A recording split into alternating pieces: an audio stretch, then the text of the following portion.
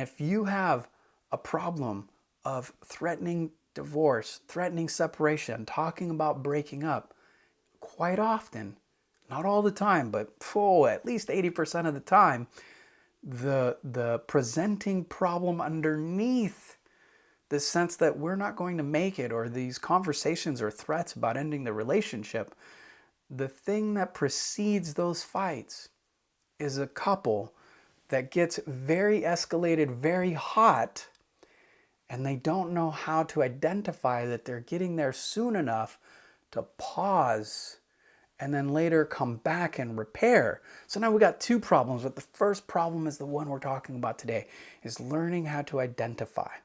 And here's a clue for you. If you want to get better at identifying when you and your partner are escalating and how you two escalate, you can ask each other, what happens for you as you're starting to escalate? What happens in your body? Does your heart rate change? Does the temperature in your body change? Does the tension in your hands and your shoulders, your neck, or your face, does any of that change? Does your breath change? We know from lots of research about the fight, flight, freeze that when people enter these states, they're in a survival state. So the prefrontal cortex shuts down, the stress hormone cortisol gets released in the brain, tension in the body increases, the heart rate changes, and the breath changes. But for everybody, it's a little bit different as how they experience that.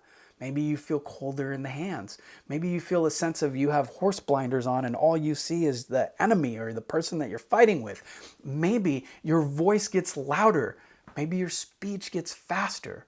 What happens for you when you enter the fight, flight, freeze state? You can ask each other this question.